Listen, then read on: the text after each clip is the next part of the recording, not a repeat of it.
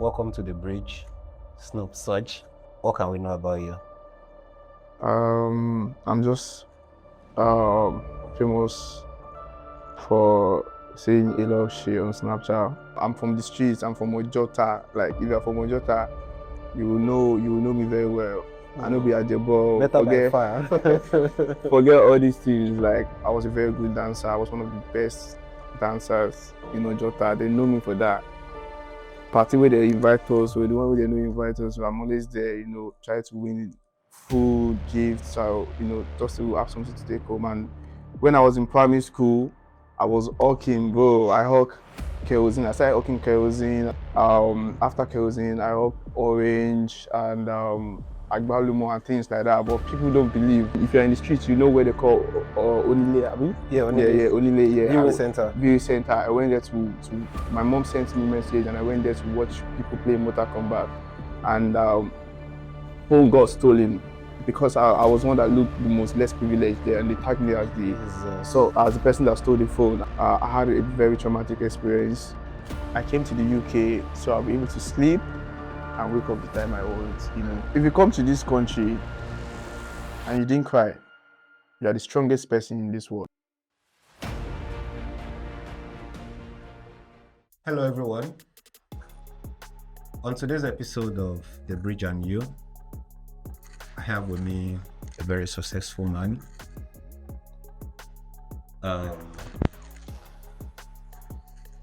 Welcome to the bridge, SnoopSoj. How is that pronounced? SnoopSoj. SnoopSoj. Thank you so much for giving us your time today.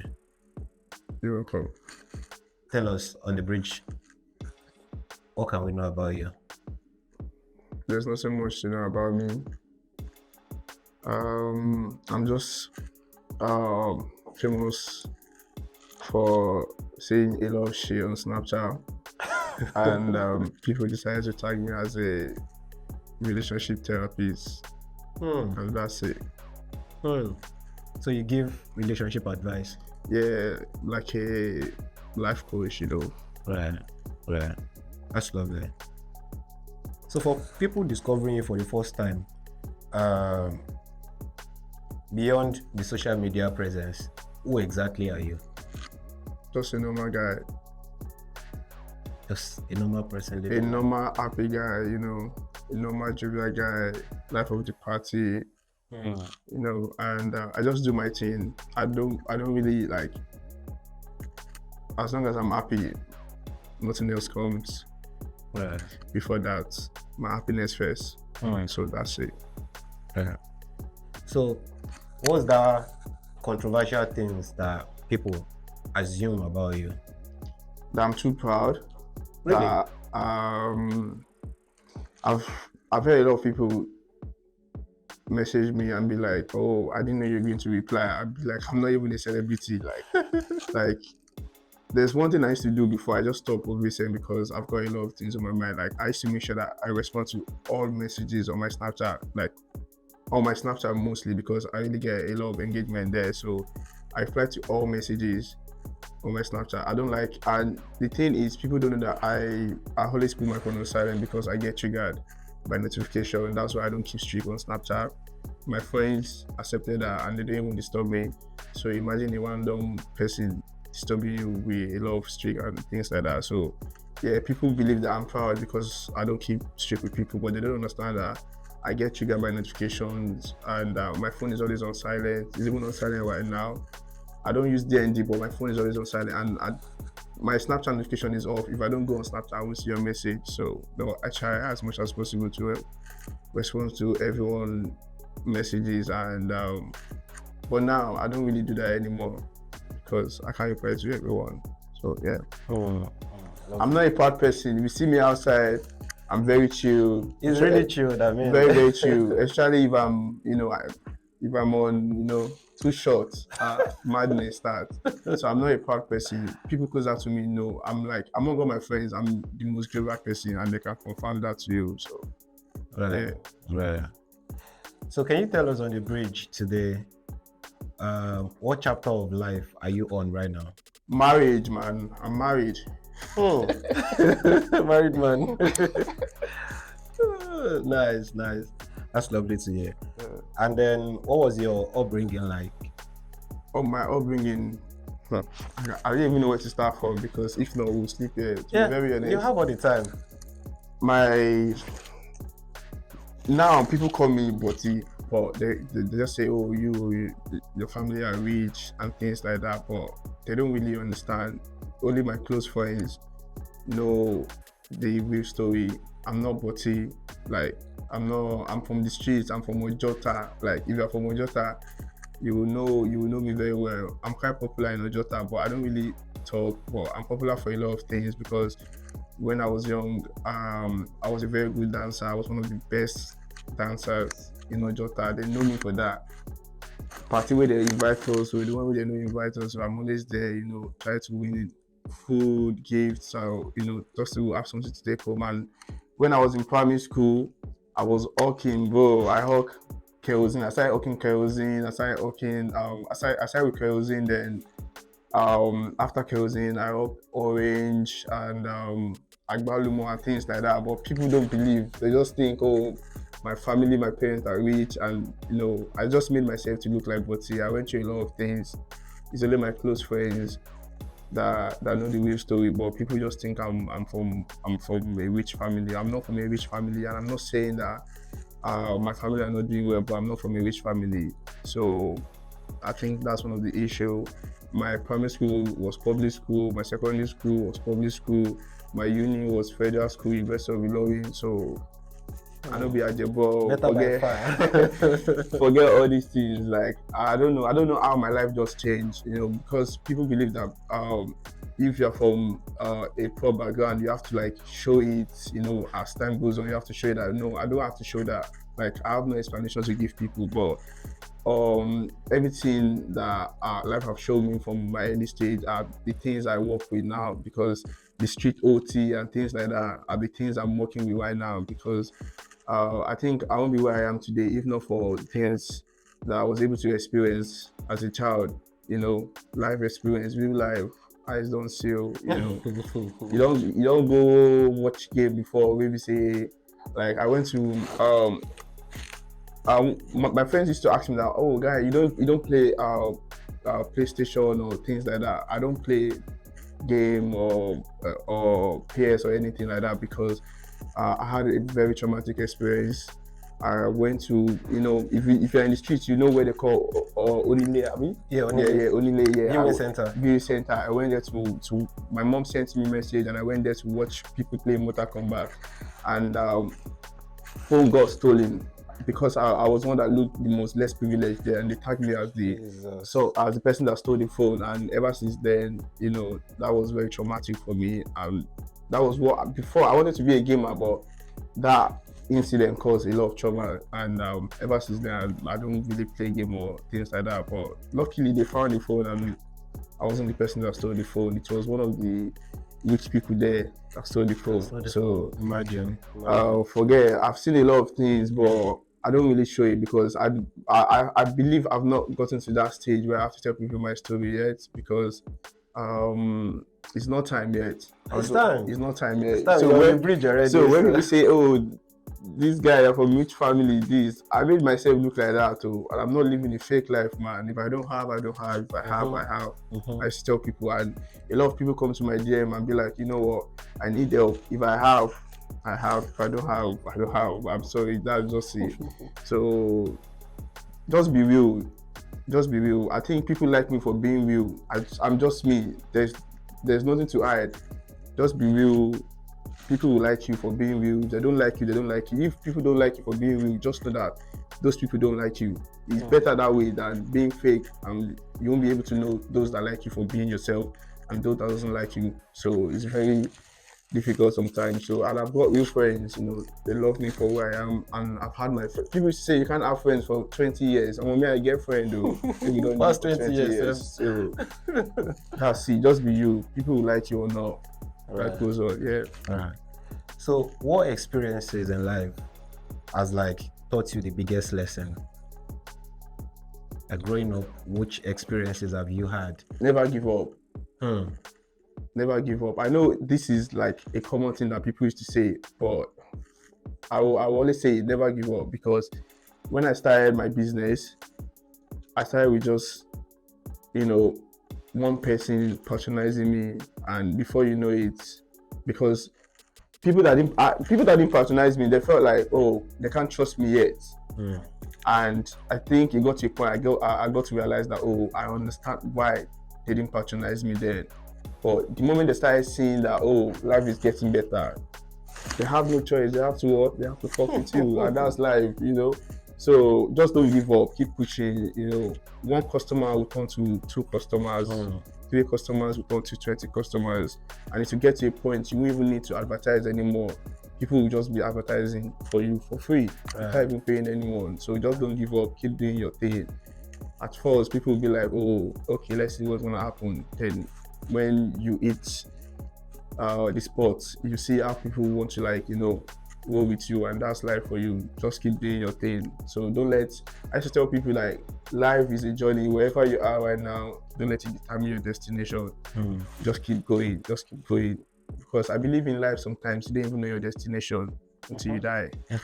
That's why we call it the bridge, because on the bridge of life, we are all just walking, we are all just moving, different occurrences, different happenings, and all. And we're just on it.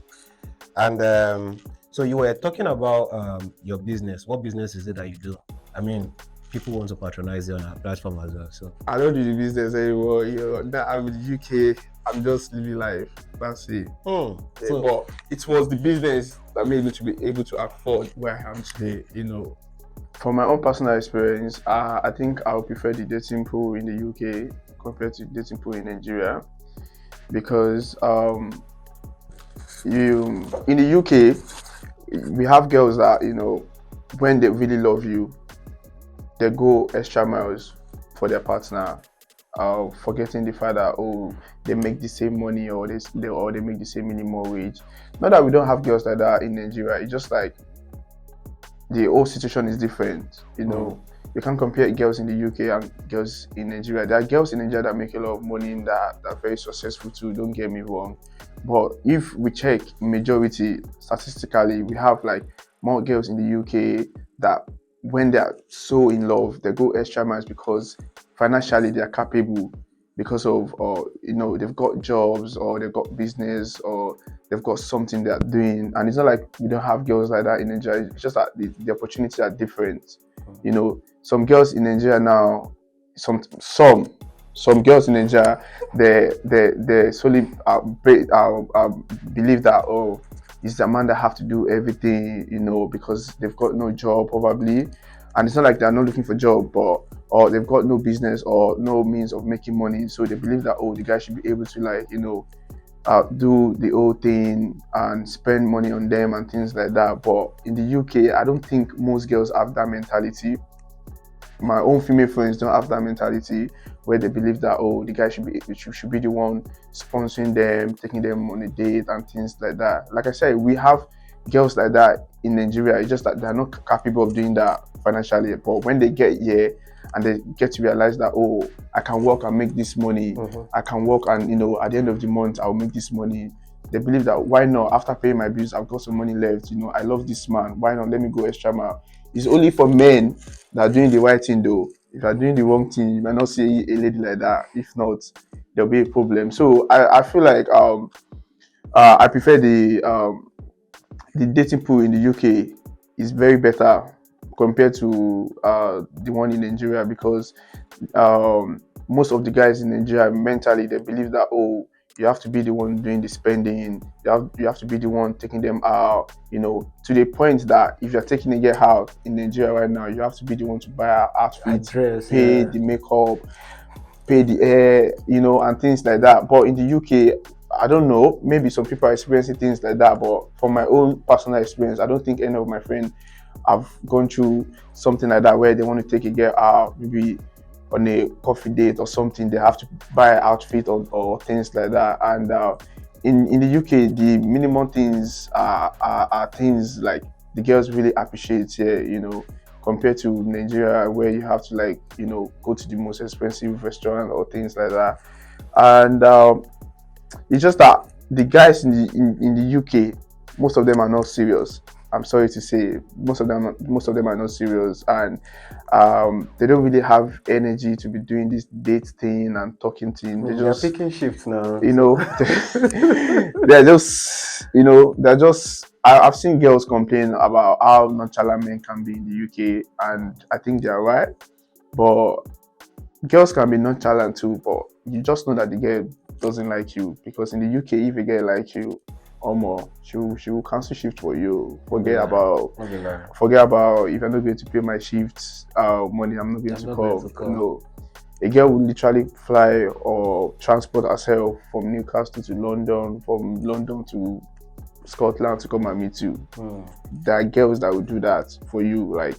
So it's just that people just have issue with this minimum wage, where the guy and the girl, they're making the same minimum wage, and at the end of the month, you guys are making the same money, except if you pick more overtime. Yeah. So, and it's still based on mentality thing. We make the same money, we should be able to, like, help each other pay the bills and things like that. But there are couples that financially they've been able to, like, sort this out between each other, and it's working out for them. I'm not saying that you can't split bills with your partner. I'm not saying that you must, but this country is designed for couples to help each other. If you think about it, that's why everybody's making the same money. So I feel like that girls that really understand that aspect and they're willing to do it. But in Nigeria, it's hard though, based on my own experience. Even if people make the same money, it's very, very hard to see people that want to, like, split bills with you. It's very, very hard. It's not that we don't have, and we have girls that the one paying most of the bills in Nigeria as well, and their partner are not making, like, good money, but they're still there to support, believing that hopefully one day the partner will be able to, like, get there where we'll be able to take responsibilities. But it's very minimum, let's be honest. And now with the way things are going, you will see girls and be like, I can't do things like that for a man. I can't be spending my money on a man. You and I know what I'm talking about. But in the UK, we have girls that they don't really care about material things. They don't really care about what kind of job you do. Like, they just want love. In this place, you just have to give love a chance. If not, you die of if not, you die of depression. Trust me. You just have to give love a chance, because if you look back, you look front, everybody's busy doing what? Picking shifts. It's a partner that will be able to create that time for you and be like, you know what, okay, I've got you. I'll cancel my shifts. I'll see you. We can go out. Okay, I will arrange the dates for us. So I feel like in the UK, dating pool in the UK is way better. It's just that this minimum wage thing that's causing issue. People don't want to, like. I don't think you and your partner making the same minimum wage is you settling for less, because I've seen girls, like, in the UK that don't really care about the job you do. They don't really care about how much you make. They just want love. You will see real love here compared to Nigeria. You see real love here. You see people that love you for who you are here. SnoopSoj, where they? They're UK now. You think it was? To be very honest, I feel like you see someone that love you for who you are here compared to Nigeria. You will see someone that love you for who you are here in the UK. They will love you for who you are. Yeah. I know it's very difficult, but it's difficult because where you they see them? It dey now. It dey. Because for me, my I won't say my experience per se, but I mean I've heard of stories where guys are going to tell you. So another thing is that ladies tend to say what men have done to them, but then men don't actually speak up on what has been done to them by women. Let me say this, and I won't repeat it. Nigerian men, they want submissive women. Take it or leave it. In the UK government, they're trying to balance everybody, man and woman, the same level, yeah. So because of the mentality we Nigerians have, of our woman being submissive to us, in the UK is very hard. It's very hard. Not that you can't find women or woman that will be submissive to you, but you know how things are in this country. Like, they try to, like, balance everything. But you want your woman to be submissive to you, and you guys are making the same money, and at the end of the day, you guys are splitting bills. Not that because you guys are making the same money and you guys are splitting bills, your woman shouldn't be submissive to you, but there should be level to that submission, because there are some men that take this submissive things too serious. To another level. Like to another level. Like, come on now, come on. You dey do night shift, you dey do day shift. Come on. We know how this country is mentally. We know how this country is when it comes to making money and when it comes to working. If your wife, let's say your partner is not even working now and you want her to be submissive, that's fine. But so far she's working and she's also struggling, just to make sure that she's supporting you as a partner. You need to try to control the level of submission you want from your partner. If not, there'll be problem. I think I would like you to talk on 50-50 and what's it called now? So 50-50 and somebody feeling like you have to do this for me. Like there are some people like that they have this mentality of you have to, like you mentioned, you have to buy the dress, you have to buy the entitlement. Yeah. So I want you to speak on 50-50 and then speak on entitlement.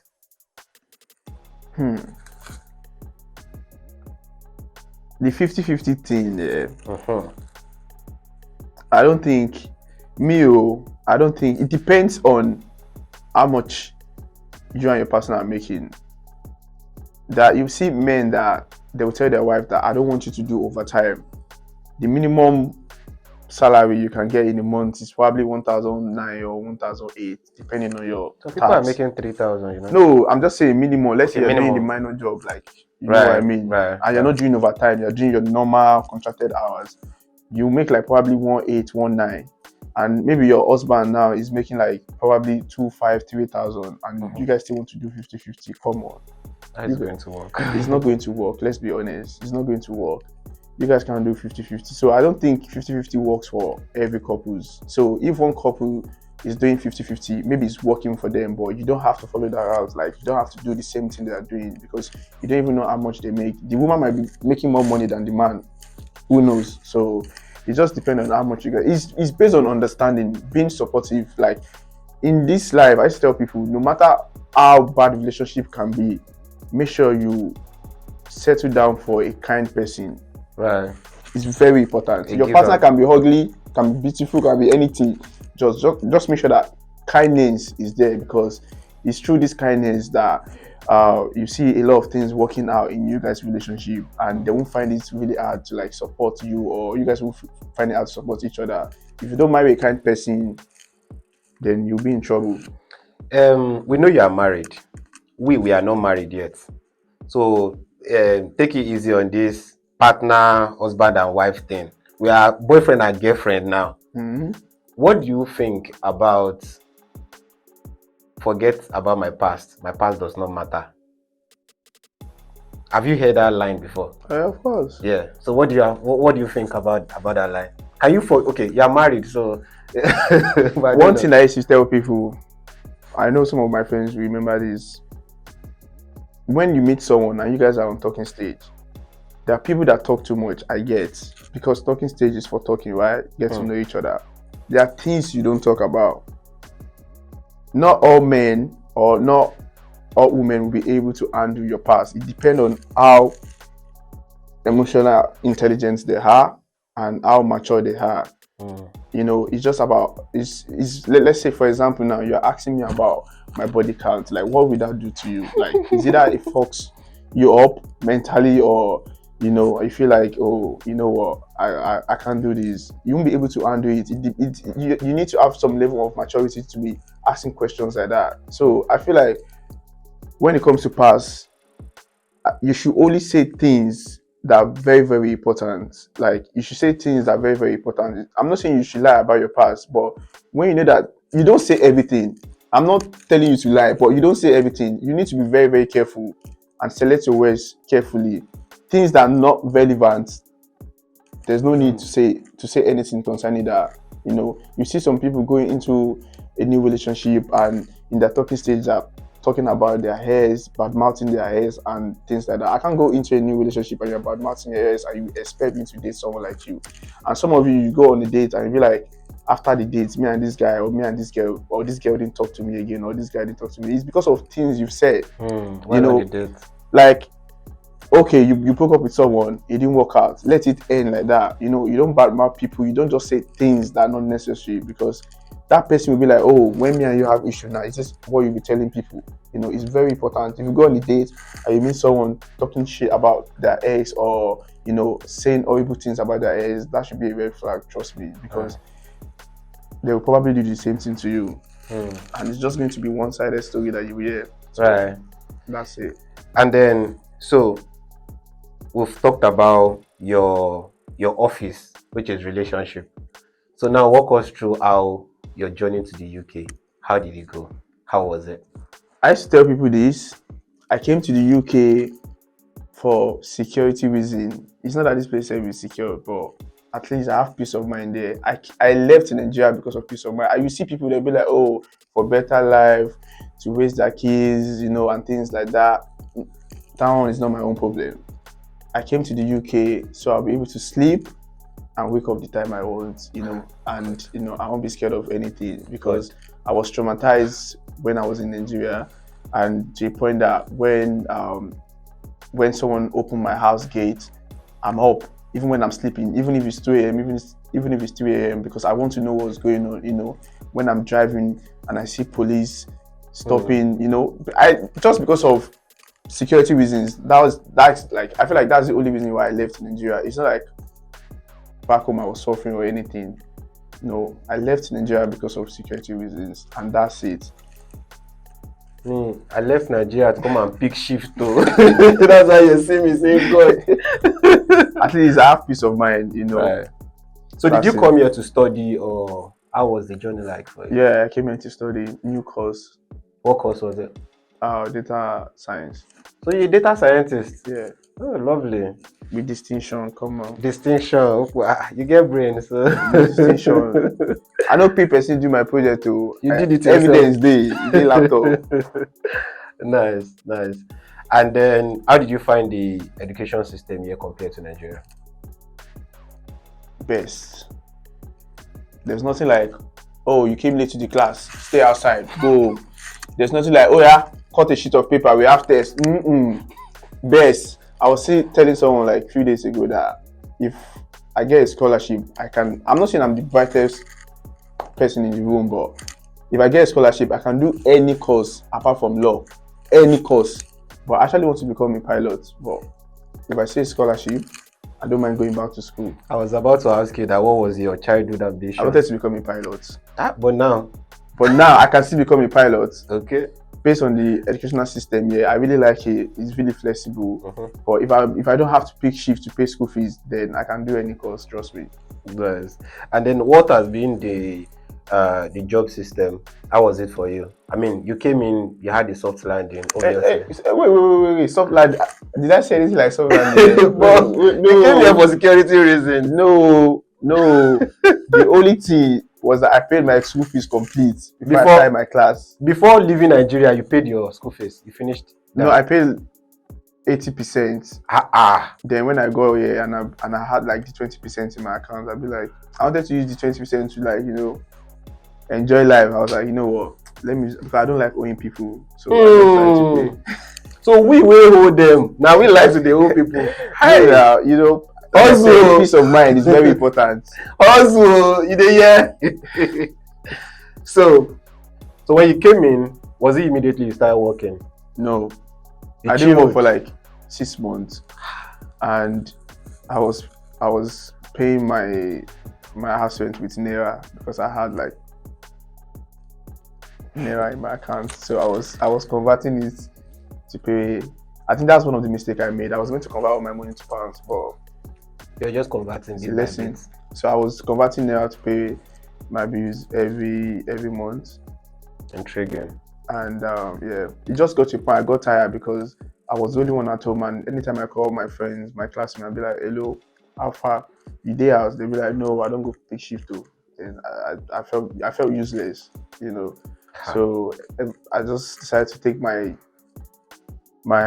life serious by looking for a job. Yeah. So And what was the first job you did? the first job I did was Kasatan. So it was going to be one of my friends. It's like, you know, all this waiter job, like outdoor events. Oh, okay, Yeah. So I was just at home that day. He was meant to do the job. Then it was like, you know what, it's busy, that it's Kashatan, that you don't have to submit your CV or anything. It's just to serve food and things like that. I was like, that's fine, I will go now. Then we went there and I stood for like, I'm not even exaggerating, I stood for like 12 hours serving food. You know, outdoor events now, how busy it is. People be coming and you be serving them food. And I was just serving. I was thinking about my life, like, God. So was that the hardest job you think you've done in the UK? Yes. Hardest. Just 12 hours. Standing. When we serving security, bro, I was standing serving people. It got to a point, I was told to go and eat. I couldn't eat. My mom, I was just thinking, and I had to like wash the plate. Oh my God. When I came into the UK, I wash plates, bro. When I came into the UK, I did kitchen porter. You know what is called kitchen porter? I work in this big restaurant where they will keep bringing those eat-up plates. Bro, like, the plates they finish. You know they finish. As you they load them, you they clean them, you they dry, you they arrange them, they bring another one. I did that for like 3 weeks straight. Like 3 weeks every day. I was doing 12 hours. I was leaving home at 10 a.m. I'm coming back at 11 p.m. Before I get home, the place is 1 hour away. So I have to leave early and then I have to get home late. Following day, I'm going again. Aside that, I clean public toilets. If you see me now, you don't go say I do all these things. Now why they look you? I got kitchen porter job. And I didn't pick one shift. Out of desperation, I said, oh, let me just do the application, let me just follow up. I will do it. After I started hearing experiences from people, almost I said, I'm sorry, I won't be able. This hour, we gotta watch play for how many hours? Yeah, man. If you see me, say you no go know say I do all these things, but you guys do them. Yeah. I've done care before. Forget. I picked this shift by mistake, but I've done care before. By mistake? Yeah. Did you do dumb care? Like you have to be walking around? No. Care. I thought it was normal support job now, you know. And the agency just said, oh, they needed someone. And I was like, it's fine. And you know me, I started driving early though. So because I was told that I needed the car to be able to work with them. So I just got a small car. I think I got to the country, let's say October. I started driving December. Oh, okay. Yeah, so I just picked the shift. I didn't even know it was care. And I went there, I got there, and I was like, okay, please, is this place support or care? The person was looking at me like, how come you pick shift and you don't even know what you're coming here to do? Space. And I got to realize that it was care. I'm happy for that experience though. I'm not against it. I'm happy for that experience, to be very honest. I think everything in life happened for a reason, and that was my first care job, and that was my last care job till now. I don't know. Yeah. So, but I'm just happy that I was able to, like, you know, experience it and see what people have been saying about it. But yeah, if you can do it, you can do it. If you cannot do it, you cannot do it. Trust me. But there's nothing wrong with the job. It's just like people have level of tolerance. Before you go meet yourself for prison, if you know you can't do it, you can't do it. If you can do it, you will do it. But that doesn't mean that that's the only job they have here. So right. So since you've been in the UK, we know you came with a bag, so you were really comfortable and everything. But then, no, we know, Abi. No, don't wait till I talk with that. They know. Don't wait till I talk with that too. They know. But then, have you had any downtime, like some downtimes where you just felt like, I want to go back home? I can't do this anymore. I'm tired. If you come to this country and you didn't cry, you are the strongest person in this world, no matter how much you have. So you did cry? There was a point in my life and I felt like, nah, I think I made a wrong decision coming to this country. Yeah. Why you not go cry? If you come to this country, you no cry. Forget, nah, this is not about being a man. Men are allowed to cry, please. you know, you will just get to that point of your life and you start questioning yourself and be like, did I make the right decision? What am I doing? You know, yeah, and you're allowed to feel that way. Yeah, there was a point in my life where I I was regretting why I came here. So yeah, and it's So normal. And I got to realize that I was not the only person that experienced or felt like that. So yeah, so when you were feeling like that, what helped you out of it? Barcelona travel, travel. Yeah, I just travel. But now money you go use travel now. Now money now, you know that now money, and sometimes it's really sad when you have businesses that gives you money and you have to convert that money to pay your bills there. And the fact that this country, you know that when you work, you'll be able to make money and pay your bills. But now you have another business. Let's say you have like businesses in Nigeria that giving you money. The fact that you have to convert that money if you don't work, if you don't work here, you have to convert that money to give to the government. That thing is painful. So they will have to force you to do something. You have to work. You have to make pounds to pay in pounds. Right. You know, but the fact that sometimes I be like, so I have to like make naira to like convert it and pay them. Yeah, come on, that I know. So that's why there's nothing wrong, whatever job you are doing, as long as it's legal. But yeah, that's So it. what is that one mistake you think people keep making that slows down their growth? It might not be one, it might be more than one. Mistakes you feel like people keep doing this thing consistently and it's slowing them down. Feeling too relaxed.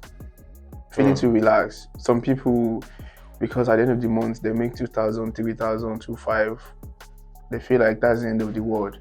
There's money in this country, trust me.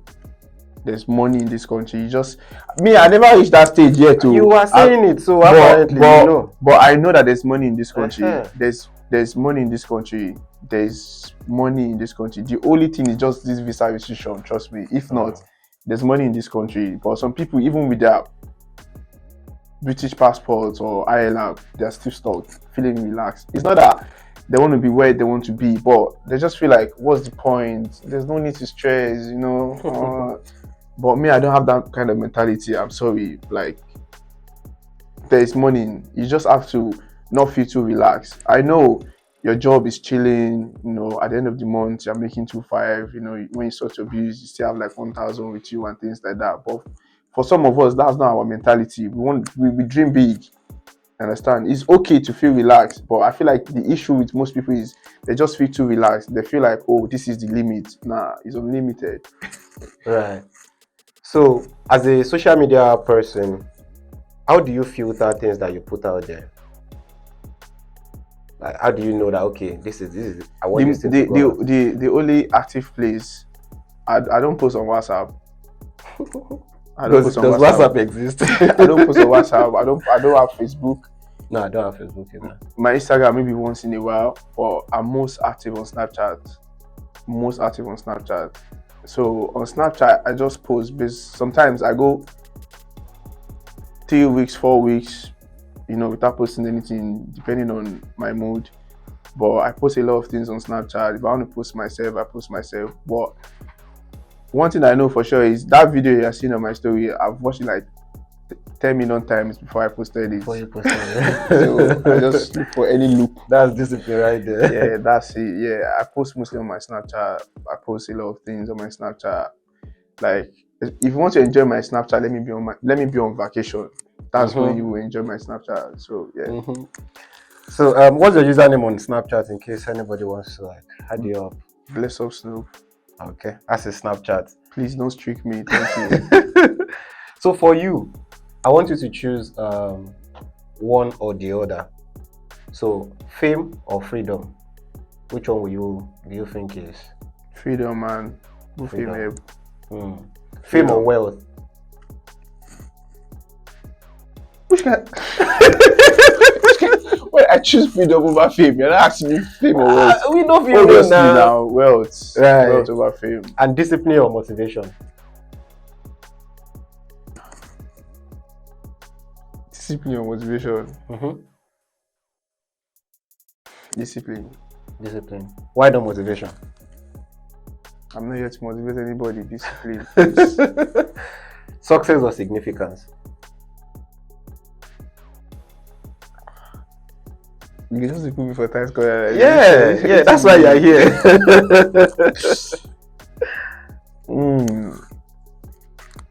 Success or significance? I'll choose success.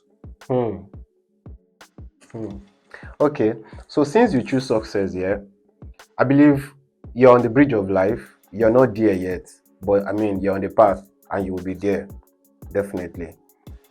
Looking back at your younger self, what can you advise your younger self?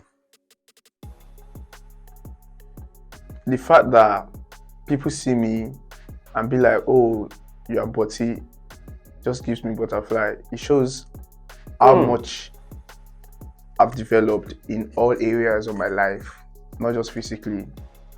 It shows things I've done to put myself in this situation, you know.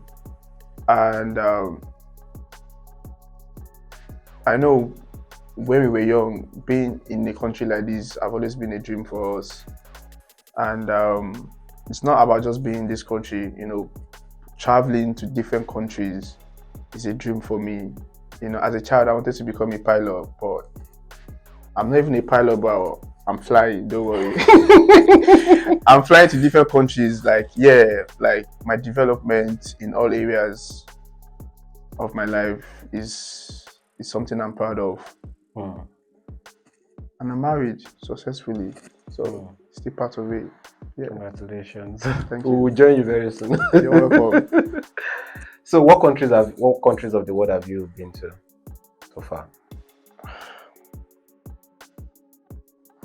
Okay, I've been to first country, Kenya, Dubai, about to Nigeria, Tanzania, then UK, then Rwanda, then Albania, South Africa, Amsterdam, France, Amsterdam. France. Amsterdam. Yeah. Amsterdam, yeah, Netherlands. Right? Yeah. Croatia. Croatia. You don't even forget. Now your passport. We need your passport to know the countries you've been to. Croatia and where again? Poland. Oh man. You be like say you don't do. Thank you. You've given us country that's info enough now. for now. Yeah, that's enough. Lovely. So if there's somebody packing their bags to leave Nigeria to possibly come study or whichever route they want to take to come to the UK, what advice can you give to them based on your own experience? Please make sure you have 80% of your school fees paid before you even apply for that visa. 80% of your school fees paid, please, to have peace of mind. 80%. A lot of people will promise you things that, oh, you know what, come, don't worry. Now from airports, they're not going to go again. You could just land for each show, you call them, you see, and you can't blame them. You can't blame them. To be very honest, you can't blame them. Just make sure you have 80% of your school fees paid. That's all I can say. I'm not saying it's easy. If you're struggling to look for that money, it shows that you're not ready. There are people that didn't pay up to like 50% and they were able to survive. But will you be able to survive? Will you be able to tolerate what they tolerated? Will you be able to like do what they did?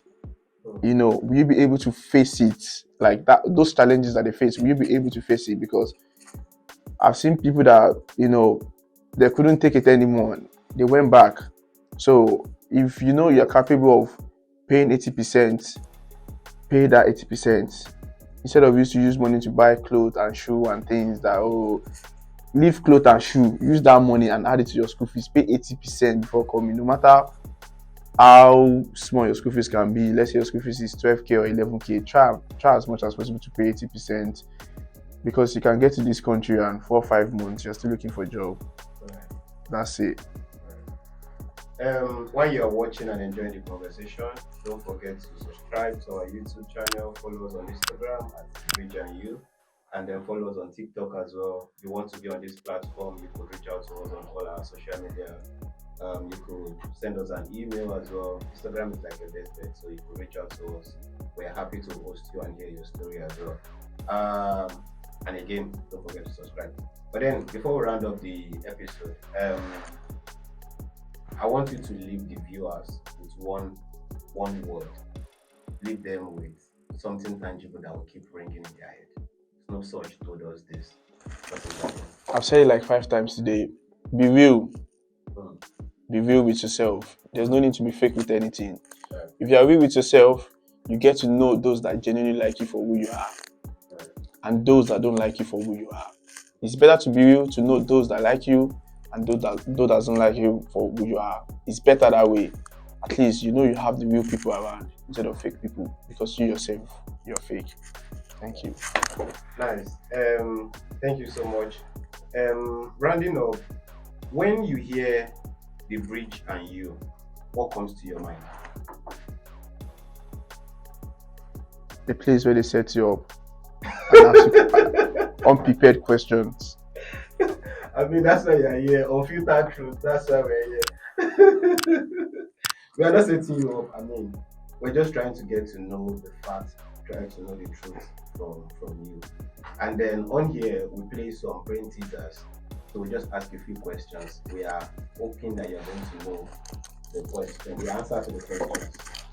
If you are ready, just let me know and then we'll give you the question. Wait, we still have more questions? Yeah, we just ask you like a brain teaser and you have to just give us answer to the question. That's all. Okay. Are you ready? Okay. Okay. Okay.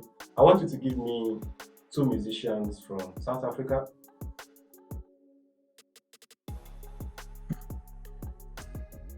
I can help you, Tyler.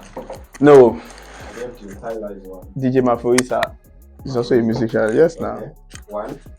Hey, and Tyler now. No, I'm giving you Tyler. Just give us one more. Wait, I just need to think. He's dead, aka. We don't want that question. You didn't say he's dead or alive. You didn't say dead or alive, please. Okay. We give us another 2 from Ghana. From Ghana, King Promise, Sakode, Nice. And then give us 2 from the UK. Central C, and Dave. That's lovely. If you say you should mention Nigeria now, you mention everybody. So shout out to Nigeria artists. Thank you so much for joining us on the bridge today.